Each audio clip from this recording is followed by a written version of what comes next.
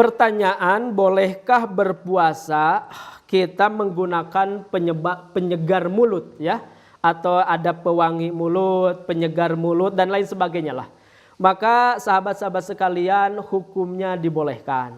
Jelas hadis sahih ketika Umar bin Khattab mengadukan kepada baginda Rasul, "Ya Rasul, aduh malang sekali tadi aku hilap mencium istriku." Kata Rasul dengan retoris bertanya balik kepada Umar, "Wahai Umar, apakah berkumur membatalkan saum?" Umar menjawab serta-merta, "Ya, kalau hanya berkumur enggak membatalkan saum atau ya Rasul." Maka Rasul menjawab, "Wahai Umar, begitu pula hanya sekedar mencium istrimu." Maka dari keterangan ini ada dua hukum yang bisa kita ambil. Satu, berkumur itu tidak membatalkan saum. Yang kedua, mencium istri yang hanya sekedar ya cium geget lah, cium sayang, tidak berangkat dari dorongan seksualitas, itu tidak membatalkan saum.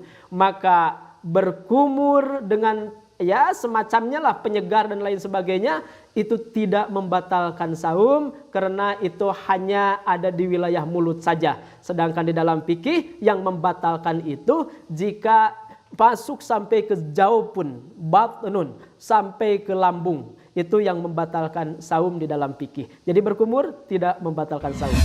Ada pertanyaan, bagaimana ditetes mata dalam kondisi kita sedang saum? Sahabat-sahabat sekalian, di dalam fikih itu ada namanya jaupun.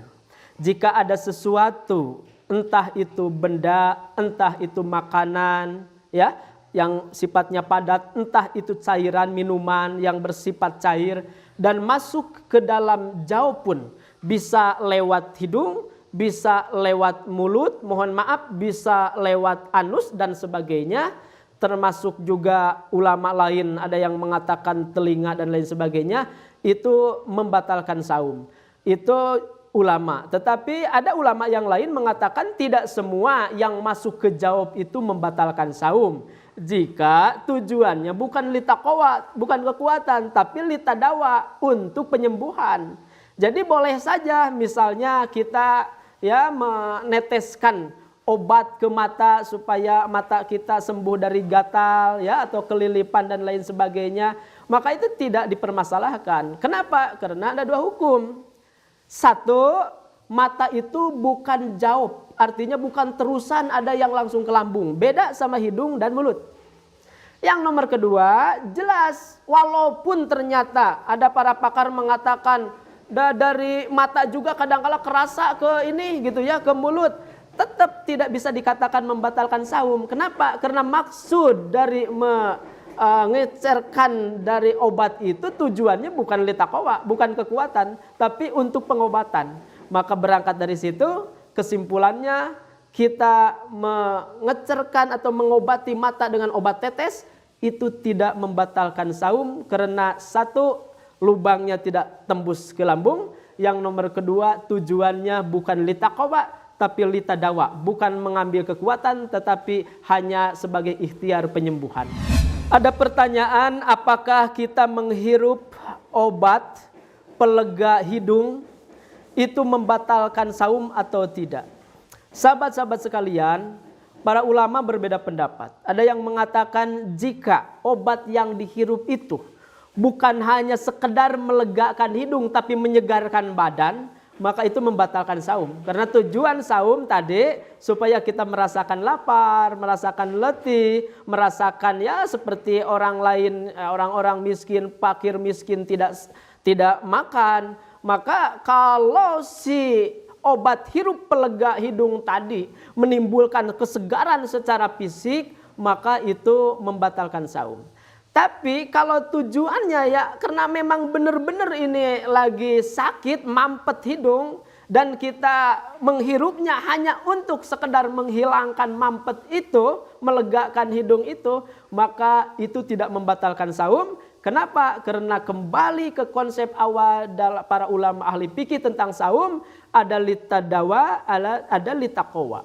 Kalau litadawa itu penyembuhan, kalau litaqwa itu adalah mengambil kekuatan kepada tubuh kita. Maka jika obat hirup itu hanya litadawa untuk menghilangkan dan menyembuhkan mampet di hidung, maka tidak membatalkan saum. Jadi kesimpulannya dari saya bahwa jika obat yang dihirup untuk mengobati mampet itu tujuannya untuk penyembuhan, maka tidak membatalkan saum. Jadi silahkan sah-sah saja lagi saum kita menghirup obat pelega ya penyumbatan di hidung kita. Ada pertanyaan, apakah spray asma yang disemprot ke dalam tenggorokan para pengidap asma, apakah itu membatalkan saum jika dilakukan ketika sedang saum?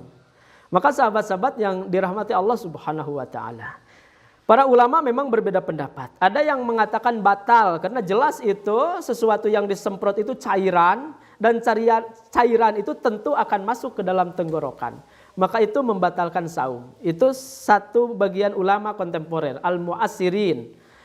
Yang nomor kedua, atau ulama yang kedua adalah, atau golongan kedua, mengatakan bahwa spray asma itu tidak membatalkan saum. Kenapa? Karena memang cairan disemprotkan tetapi kan langsung menguap. Jadi sama aja dengan udara, dengan oksigen lainnya. Ketika sesudah disemprotkan itu langsung menguap, ya hanya memberi efek kelegaan saja ke dalam paru-paru, itu tidak membatalkan saum. Kenapa? Karena tujuannya adalah paru-paru, ya. Artinya melegakan paru-paru, tidak tembus sampai ke lambung. Satu, karena langsung menguap kan. Yang nomor kedua, ulama itu berprinsip, alasan kedua nih, ulama yang membolehkan. Prinsipnya adalah ini kan litadawa, untuk pengobatan, bukan litaqwa, bukan untuk kekuatan. Maka para ulama al-mu'assirin, ulama-ulama kontemporer membolehkan dengan tadi dua alasan. Alasan pertama, si cairan itu akan segera menguap jadi oksigen, jadi sama dengan kita menghirup udara, tidak membatalkan saum. Yang nomor kedua, karena tujuannya bukan mengambil kekuatan, tapi mengambil pengobatan atau penyembuhan litadawa. Jadi sekali lagi, para pengidap asma bergembiralah, karena lagi saum pun kita tetap bisa mengobati asma kita yang ketika kambuh. Ada pertanyaan, tentu wabil khusus dari ibu-ibu. Karena ibu-ibu kan menjelang berbuka biasanya masak. Dan tentu tidak ada pilihan ketika ingin menghidangkan masakan yang enak untuk suami dan anak-anaknya. Harus tahu masakan itu apakah cukup manisnya, cukup garamnya, dan lain sebagainya. Maka tidak bisa tidak akan mengecap makanan. Maka pertanyaannya, ini mewakili ibu-ibu, apakah mengecap makanan ketika kita masak hanya sekedar untuk merasakan makanan itu kurang garam atau kelebihan, membatalkan saum atau tidak? Sahabat-sahabat sekalian, wabil khusus ibu-ibu, bergembiralah. Itu tidak membatalkan saum. Kenapa? Karena jelas ya hadis riwayatnya yang disampaikan Umar bin Khattab kepada baginda Nabi, ya Rasulullah, aku hilap mencium istriku, sedangkan aku sedang saum. Apakah itu membatalkan saum? Maka baginda Nabi menjawab dengan jawaban yang retoris. Ia bertanya kepada Umar bin Khattab, apakah berkumur membatalkan saum, wahai Umar? Umar menjawab, ya kalau berkumur mah enggak membatalkan saum ya Rasul. Maka kata baginda Nabi, begitu pula sekedar mencium istri. Maka bisa diambil ya dua hukum dari periwayatan ini, bahwa yang pertama, berkumur memasukkan sesuatu hanya di sekitar mulut saja, tidak sampai tembus ke lambung, tidak membatalkan saum. Yang nomor kedua, mencium istri tanpa ada ya dorongan seksualitas, hanya sekedar sayang saja, itu tidak membatalkan saum. Jadi sekali lagi, ibu-ibu boleh mengecap makanan. Jika ada yang menyatakan, tapi kan kalau makanan itu berasa, kalau air berkumur kan nggak berasa. Ya bukan soal berasa atau tidak berasanya, toh air tidak berasa juga kalau masuk ke lambung membatalkan saum. Maka makanan pun walaupun berasa, kalau hanya ada di sekitar ya lidah saja, pengecapan saja, itu tidak membatalkan saum. Jadi sekali lagi, ibu-ibu yang sedang masak silakan sekedar mencicipi, selanjutnya diludahkan saja. Tapi mencicipinya tentu jangan satu piring, satu mangkok, itu mah batal. Ini hanya sekedar ya mencicip di lidah, sesudah itu diludahkan, maka tidak membatalkan saum. Terima kasih.